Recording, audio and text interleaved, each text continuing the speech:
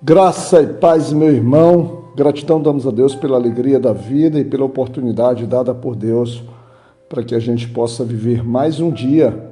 E nesse dia a gente fortalecer a nossa comunhão, relação, a nossa servidão ao nosso Deus, ao nosso Senhor e principalmente uma relação de filho e pai. Hoje, 8 de julho de 2026, chegamos ao final do livro de Joel, ao capítulo 3, e vamos lá no verso 11 para poder dar um norte do nosso devocional. E nesse verso nós encontramos: ajuntai-vos e vinde todos os pagãos em redor, e reuni-vos, fazei descer ali os teus fortes, ó Senhor.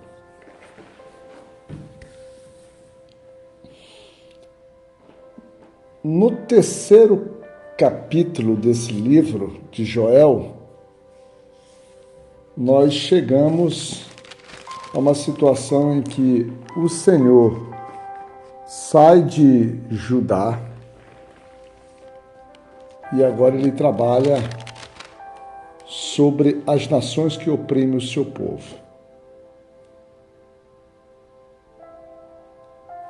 Agora o foco aqui, após a restauração praticamente trazida ali no capítulo 2, o momento é de julgamento. De julgamento porque é um sinal para que todos possam entender que não há ação sem consequências. Por exemplo, a gente vem vendo ao longo desses capítulos dos profetas, Isaías, Jeremias, Ezequiel, por exemplo, você vê o quanto os atos de rebeldia, os atos de afastamento do Filho de Deus, do povo de Deus, da sua casa, da relação direta com seu Pai, ela representa uma queda. Por isso há toda essa opressão, por isso há todo sofrimento. Só que Deus usa a pedagogia da dor nesse momento. A pedagogia da disciplina, a pedagogia que por vezes machuca, para que faça o seu povo despertar e retornar em direção ao Pai. Mas esses que naturalmente já vivem oprimindo, que já tem por sua essência a natureza, ou seja, Deus já pega basicamente um povo mau, um povo ruim, um povo que não conhece o próprio Deus e vive da sua própria forma e usa contra o seu povo. É como se ele dissesse assim: já que vocês gostam de viver assim, ou vocês já são assim, não buscam me conhecer para esse povo, então te darei aquilo que vocês já têm, eu multiplicarei a iniquidade de vocês. Mas eles estão lidando contra o povo de Deus. E por muitas vezes eles transpassam a própria vontade de Deus, vamos dizer assim. O orgulho, soberba, a arrogância, a maldade, a forma como eles disciplinam o povo de Deus, às vezes, vamos dizer assim, parece estar além da própria vontade de Deus. Mas Deus tem controle sobre tudo. E quando Deus, então, resgata, restaura, coloca seu povo sobre a sua batuta, sobre o seu abrigo, e esse povo sofrido, calejado, tremendo, um olhar desconfiado, aí ele se direciona para o seu pai, e seu pai é como se dissesse assim: fica um pouco aqui, descansa, porque eu terei ainda assuntos para resolver. E esses assuntos são contra esses opressores, são contra esses que subjugaram, violentaram, machucaram o povo de Deus.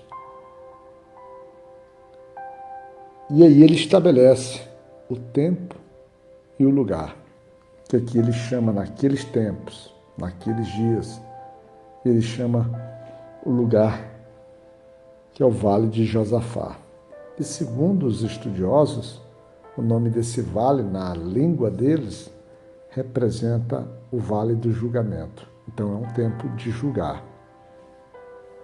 É um tempo em que a justiça completa do Senhor agora se fará contra aquele que oprime o povo de Deus.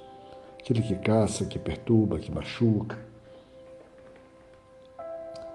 E o Senhor diz, olha, vocês espalharam o meu povo. Vocês venderam o meu povo.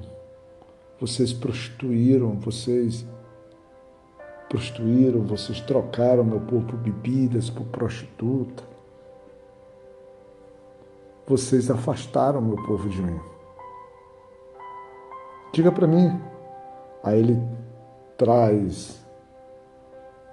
Diga para mim, ele fala assim no versículo 4. E também que tem de vós comigo, ó Tiro e Sidom, e todos os termos da Palestina. Irão dar-me recompensa?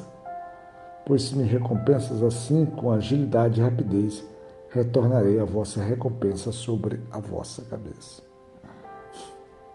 Vocês receberão o fruto do que plantaram.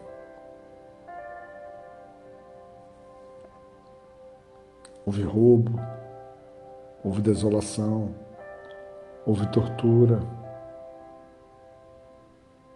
houve escravidão, houve negociação. Tudo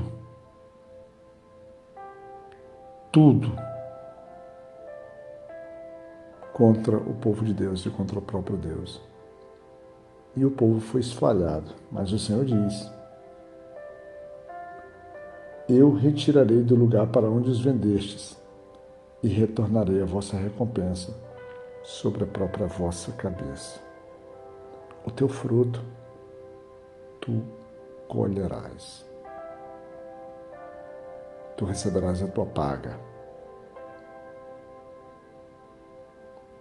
Só que o Senhor, Ele é justo. Então Ele convida essas nações que Ele está colocando agora nesse vale de Josafá, sobre o julgamento. Ele diz assim no verso 9, proclamai isto entre os gentios, preparai a guerra, acordai os homens poderosos, chegue-se, subam todos os homens de guerra, forjai a espada das vossas enxadas e lança das vossas foices, que o fraco diga, eu sou forte. Te prepara, vem pleitear, vem travar uma batalha contra o Senhor. Você que oprimiu. Usa a tua força. Usa. Venha preparado para o combate. Porque aqueles que tu irás enfrentar é o Deus, o Senhor, o Criador.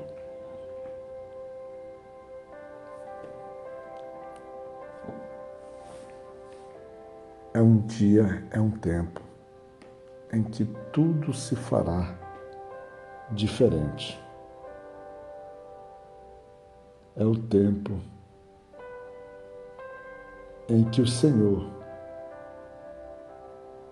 fará com que essas nações tremam e que, diferentemente, o próprio povo de Deus terá o Senhor como sua esperança. Aquele que vai julgar representa tanto libertação quanto angústia. Libertação para aqueles que são seus e angústia e dor, destruição para aqueles que se opõem contra a casa de Deus, o povo de Deus, a sua própria santidade. E no verso 17 ele diz, e vós sabereis que eu sou o Senhor vosso Deus, que habito em Sião, o meu santo monte. Então Jerusalém será santa e estranhos não mais passarão por ela. Vocês não terão mais acesso, vocês não reinarão, vocês não dominarão sobre o meu povo. Chegou o tempo do julgamento. Chegou o tempo das verdades. Chegou o tempo em que o teu arrependimento já não terá mais espaço, porque você perdeu o tempo. E da mesma forma que essas nações serão julgadas assim, meu irmão, eu te pergunto, qual a tua posição em tudo isso? Em que lugar tu estarás?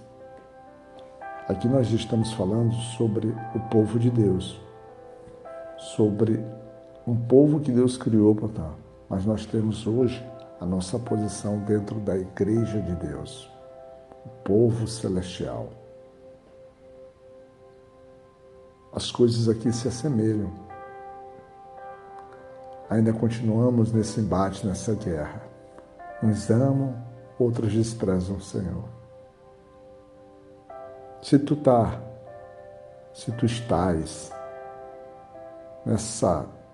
nesse lado de quem ainda não entendeu quem é Deus, o momento é agora. Aquele tempo dito aqui na Bíblia, ele se aproxima. E será num piscar de olhos, num abrir e fechar de olhos. Te decide hoje, meu irmão. Te decide. Te submeter à vontade e o amor de Deus na tua vida. Fica na graça de Deus e Pai, que o Senhor possa nos cuidar.